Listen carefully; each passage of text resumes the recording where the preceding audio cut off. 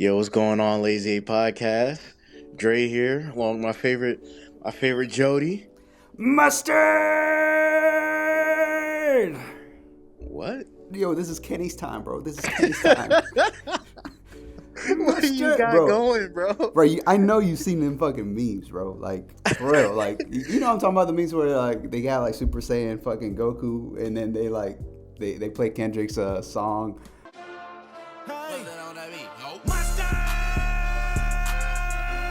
And then he just starts out, mustard! I saw a McDonald's honey mustard pack, and they had it. They had mustard. Yeah. Ketchup or mustard. And it's got, like, Gohan Beast in the back.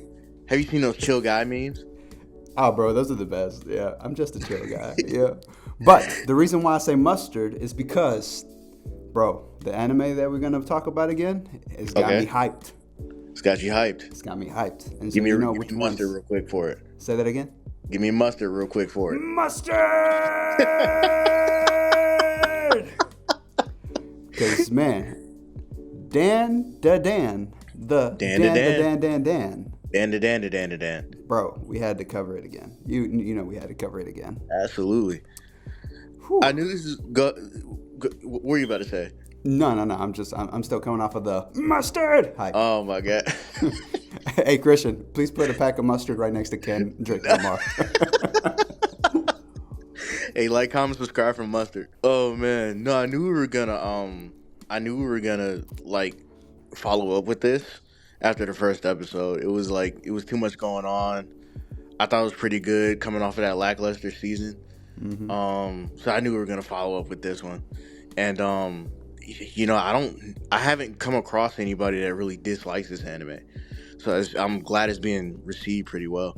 Oh man, I'm so glad too, and I'm so happy that it didn't get that Elfin Lied or Goblin Slayer moment, like, you know, where the first episode is like, oh shit, and the rest is like, oh shit, here we go again, like with the fucking San Andreas meme.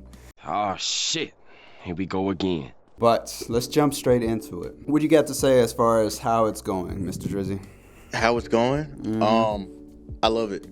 So after watching it, giving it a couple episodes and stuff like that, I could see there's like stuff for me to latch on to. Because remember the first episode, I was kind of like, I don't know what I'm watching. It wasn't a good or a bad thing. It was just super random, fully cooly like.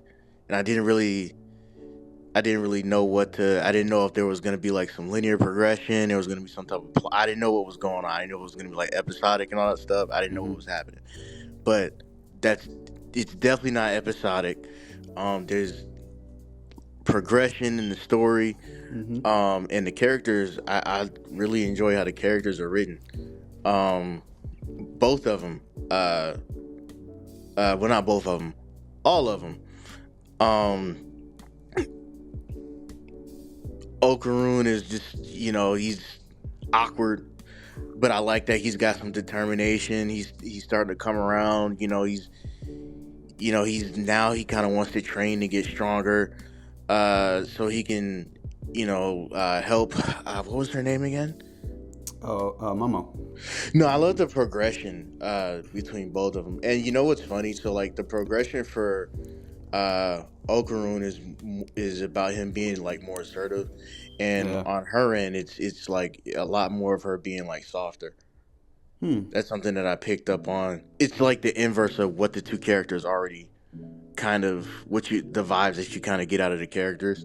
Like even when I look at their powers, she's got like the psychic hands and stuff like that, which cause her to be like more focused and controlled, and you know, he's training to kind of like unleash, you know what I mean, when he goes into the turbo granny mode. Oh bro, let's talk about that turbo granny mode. Let's do it. Let's talk about it. Yo, all right, first of all, the design is clean, right, with the eye makeup and stuff, and then the way he just goes out mustard every time he runs and shit. Oh my god, bro. I love, and here's the best part about it. I love that he gets so fucking depressed. Like, yeah, right? Like, I told people depression is a superpower. It's literally just, if I can simplify depression in smart words, it's like a continuous flow of reality checks. Okay. You can use it as a superpower, right? Most people get depressed about certain things not being enjoyable in life. You can work on that. And anyways, going philosophical. Let's go back into is there an actual name for that form? I believe there is somebody, like, if somebody knows it in the comments, they'll let us know. It reminds me of a it's like it's making fun of Kaneki from Tokyo Ghoul whenever he goes into like ghoul mode, or when he's like I think when he's got the white hair and then he just talks very monotone, like, right. I'm gonna kill you, and it's just I just think it's funny because, like, as soon as he begins, like, he's gonna crack. He's literally up. like, bro, I want to go home, bro. Like, So, yeah, it's your father, like, bro. my bro doesn't want to be there, but hey, Yeah. you gotta do it for his shouting. To be fair, I wouldn't either if I got to fight like a 10-foot tall, Spider-Man lady with hair, with the crazy hair and stuff. Like, we'll get to that later. But to be fair, his feelings are not unfounded. And they're not. And I like how they keep getting put in these crazy positions. But what are you gonna say though? Oh no, you're right. No, I was gonna say I like how it's limited to, like, he doesn't have full access to it right now, right? Right.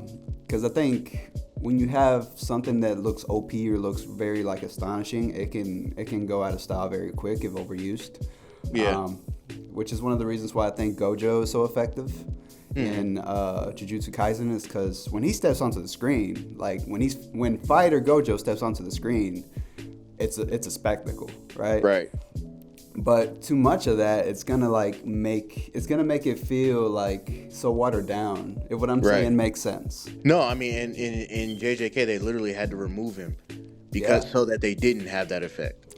Yeah, same way. I think they tried to do the same thing with Rock Lee and the 8 gates, and Guy. I would say that they tried to do the same thing with them because they didn't show them a lot using the 8 gates, but when they did, it's crack. But they just straight up wrote my man Lee out of it. Like after like during Shippuden, where was he? I don't know. He was doing whatever he was doing. But back to DanDaDan. Yeah. Did you get a chance to see this last episode? So if in case anybody's wondering, as of today, there's 8 episodes. So George, did you see that last episode with Ira? You know what? I want to get into that later. You want to get into that later? But you know what? Give us a sneak peek. Are you liking it or not liking it? This all right. After that episode, fuck it. Let's jump into it. Okay. So before, if you remember last episode, which is in the link description too, and share, like, comment, all of that. Make sure to check out the last episode. Yeah. I did say that this gave me a Fooly Cooly and a Monogatari vibe. Mostly Fooly Cooly because it just seemed like an anime that you would just watch, and it's just entertaining. You don't have to follow too much of the story. You're just there for entertainment, right?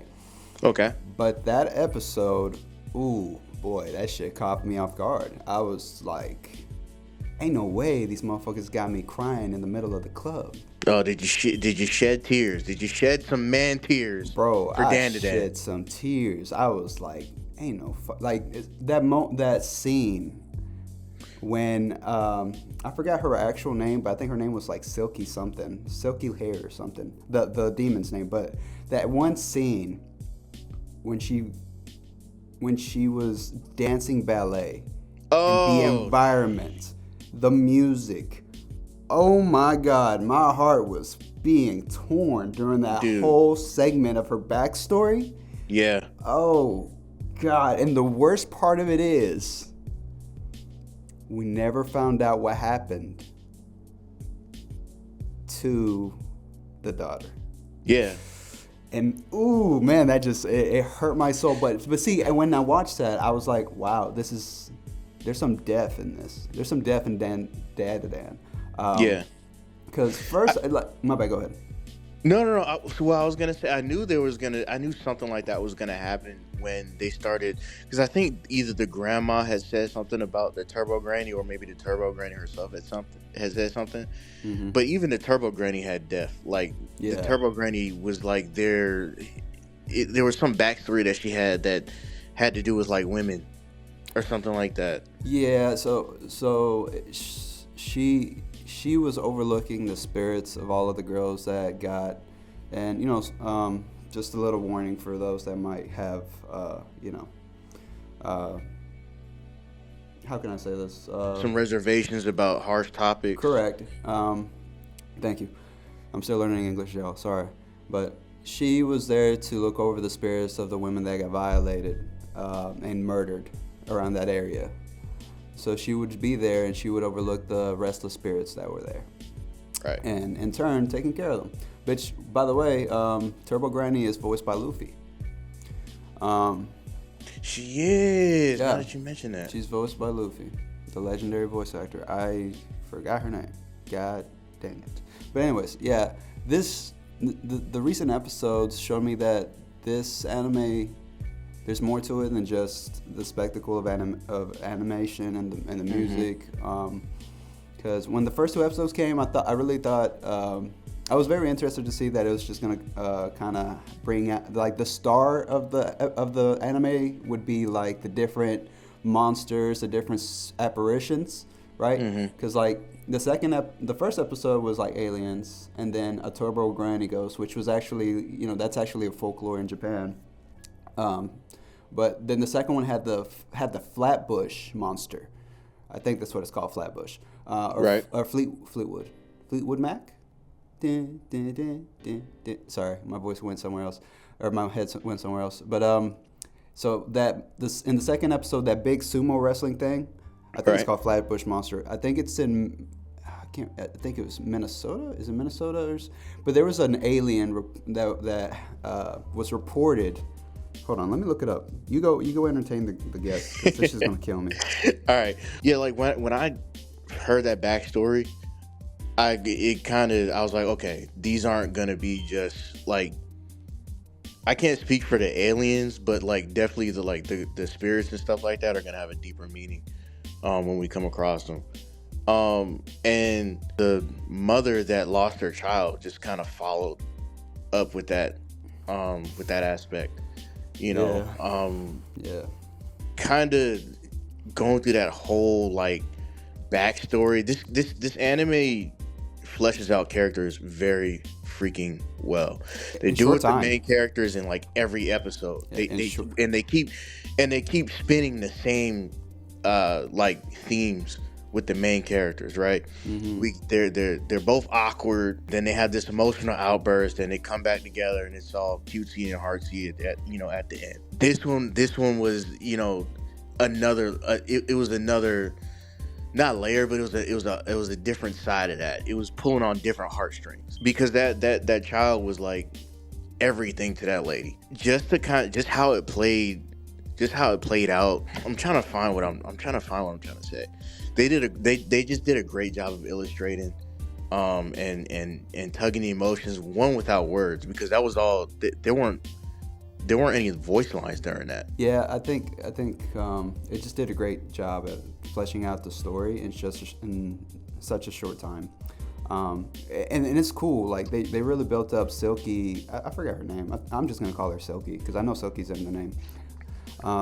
They did a great job of like introducing her character, because at first there was like a horror element to it, because Ira, after grabbing the golden ball that is the nutsack of Okurun. We didn't even talk about that. Oh my god. Yeah. We'll talk about that later. She was able to see apparitions and all these things, right? And then she would say that there's a woman in red that is working under Momo, because she saw that Momo dump that pan on top of her head after playing with Okurun's heart, right? Right. And then she would keep talking about this woman in red, and then you saw a glimpse of it, and like, oh shit, like that looks terrifying. You saw I didn't see a glimpse of it. What episode? It's the episode where she was talking because she would look out at I think it was a soccer field or some kind of athletic field. It was that and episode. Yeah, it was that episode, and then like there was like a smart little glimpse of a woman in red walking. Like it was very short. Like if you blink, you'll miss it. That's crazy. I didn't see that. Yeah, and then so it's like it was introducing Silky like in kind of a horror way, right? And I was very intrigued. And then you saw that it was obsessed with Ira the whole time. And then you found out why she was obsessed with Ira. Because after death, Silky was just a spirit wandering around. The first child she saw was Ira, who mistook her for her mom. Right. And then that's how Silky forgot all about her actual daughter and thought Ira was the daughter. Right. And that created the obsession, which turned her into a malformed apparition. Right. And I love how they like kind of brought it all together too. Mm-hmm. She saved her life at the end because she died, actually. Oh my God. Ira died. And I love how they were able to communicate those emotions by letting Momo be the psychic link between them. Mm-hmm. And they both filled empty gaps in each other's hearts, right? Yeah. Her because she lost her mom young. The mom monster because she was around the same age as her daughter, and she did that right after she lost her daughter, right after she died. Dude. So I thought that was a very nice way to tie that up. Life was not deja vu. And it was a nice way to create what happened at the end of episode 8 with her getting powers and everything. I thought it was pretty, like, it wasn't like an ass pull. You know what I mean? Okay. I haven't seen the latest episode. I know. My bad. No, you're good. You're good. I don't give a fuck about spoilers. I'm not no bitch. I hate it when motherfuckers be like, "Don't spoil it for me." Ooh, and I'm like, bro, shut your ass up. Anyways, that's awesome though. Because here's the cool thing. I love the characters being introduced in the story, right? I really do. Mm-hmm. Ira, the way she came on as like this pretty girl who thought she was like God's gift. Kind of like if you ever watch, I think it's called Psyche. The guy, the guy with the I think pink hair, and he's got like the 2 antennas, and he's psychic as shit. You never seen that? Okay, so there's a character on there who thinks she's God's gift to Earth, and like she's Ira gives me that same kind of vibe. But it's comedic and it's wholesome. But it's the cool thing that like there's depth to Ira, right? Yeah, because I was so ready to like not like that character. I didn't care. I thought she was cool. And all the other characters too. I love is it Khan? What is that teddy bear or that lion bear from Bleach name? Yeah, Khan. Khan. Yeah, I like the direction that they gave Turbo Granny because she plays like the Khan kind of.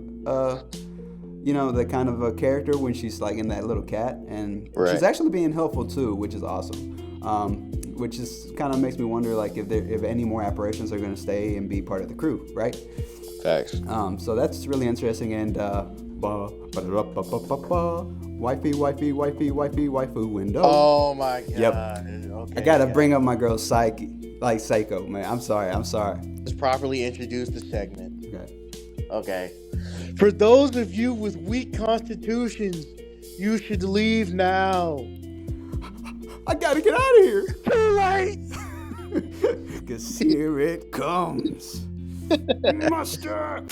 All right. So, I gotta give it to Seiko, bro. I love her character a lot. I really do. The way she's just so nonchalant. I love it when like characters are introduced and they don't give a fuck. They're just there. Yeah. They know they're OP, right? Yeah. The way she handled Granny and just her whole demeanor, like, and I love how she's so playful as fuck too. Like, yeah, she's got times where she knows to be serious and times where she can be playful. When she was messing with Momo about liking Okurun. Mm-hmm. No, when Ira called her pretty, and she was like, yeah, you're right. Momo is a demon. Like, she's evil, bruh. Oh my God. Yeah. But she's like, you're a nice guess. My granddaughter is a piece of crap. Yep. I know. That's the thing. It's her attitude that I love. Like, not only that, they knew what they was doing with her design, man. Especially that look back when she says, "I killed him." Stop it, bro. Stop. Did that make you weak in the knees, Jordan? Bro, I was like, mustard. George, I don't know if you're allowed to be weak in the knees. We're only waist up on screen. Well, I'm weak in the neck. Like my neck is like on the right side right now. Okay. Because there's nothing left after I saw her. Oh my god. Zoink. Anyways, I love just the new characters being introduced, honestly, and I'm very excited. I'm very excited for this anime because not only does it show you not only does it like give you comedic pauses, right, and just like the cuteness and the wholesomeness of Okurun and Momo kind of like, you know, getting to know each other on a romantic level. Yeah. But also the stories that it's willing to weave, right? And go into some very harsh topics. See, that's what I'm saying. This anime does have balls. Like, it goes into some very, very, like, harsh topics and masterfully makes it either comedic or very, like, tugs in your heartstrings. You know what I mean? Like, that whole, like, for example, that whole backstory of Silky, like, that was hard to watch. It actually was. It was hard to watch, and the way they kind of like ended off in a somber tone, and you're just like, damn. You know, you just kind of like, you look down, and like, you know that meme of Goku just kind of like sitting on the rock, and you're just like, bro, that's straight up. But damn, I don't know, man. Shout out to DanDaDan. I'm very excited for it. This is anime of the season for me. I'm not gonna lie to you. It's got. Not gonna lie, man. This was putting up a nice anime of the year, nice little anime of the year argument. I'm not gonna lie. Oh, for sure. Yeah. But do you have any predictions on how it's gonna go? So far, what you've seen? Unfortunately for me, I can't be a fully predictions guy because, you know, when I like the anime, I get to reading, and I've seen some things, but, you know, let's just say I'm just gonna go ahead and say they're gonna, you know, it's gonna be a team of alien and ghost fighters. Let's just go there. I don't know what the overall plot will be once he gets his testicles back. I like where it's going. The way they build these characters, they can literally wrap up the super, you know, human stuff, the supernatural stuff, and literally it can turn into a slice of life just like that. Or they can say off with it. Let's, you know, go crazy. Yeah. Yeah, I don't know. That's then it can do whatever it wants. Yeah, it really can. It did a great job of setting the foundation to go into anywhere, pretty much. And also, just to clarify, when Dre was talking about getting his testicles back, he lost his testicles after merging with Grandma, and they became golden balls. And whoever touches those balls of gold will be balls deep in the spirit realm. Balls. But anyways. As far as prediction goes, I honestly, bro, I don't have any predictions. I don't, and I don't think I want to. This is an anime that I don't think I want to make predictions. Yeah. Just because how it surprised me during the past couple episodes, right? I think I don't even want to think about where it's gonna go. I just want to enjoy the ride. So maybe I wasn't wrong. Maybe this is an anime you don't even think about it too much. Just enjoy the fucking ride, bro. Because this shit is gonna make you laugh. It's gonna make you angry. It's gonna make you cry. It's gonna make you mustard. It's gonna make you think all kinds of things. Yeah, like, comment, share, and subscribe for this anime, man. I think this anime is gonna go down as one of the greats. I agree, and you know, at least like, you know, after like 2020. You know what I mean? Yeah, I'm excited for it. You know, and I gotta go check that new episode because I haven't gotten a chance to, but. Yeah, other than that, that's kind of all I had to say, man. DanDaDan is doing his thing. You know what I mean? DanDaDan is definitely doing his thing. I hope, you know, anybody that watches this video likes DanDaDan. And if you haven't seen it, I hope after watching this one, you go see how, you know, what our reactions were from the first episode. For real. Yeah. So. And also, I would like to say we're coming into the new year, and I hope everybody's having a great time with their families, you know. Make sure to take the time to tell people around you that you thank them and that you appreciate them being in your life. Because you never know, right? You don't want any of them to come into an apparition and fucking you up. And I will leave everybody with this. May the tears we shed in 2024. Lube the cheeks will clap in 2025. Alrighty. Yep. You guys, hey man, happy holidays, guys. Merry Christmas, happy Thanksgiving, all that good stuff. Lazy A Podcast out.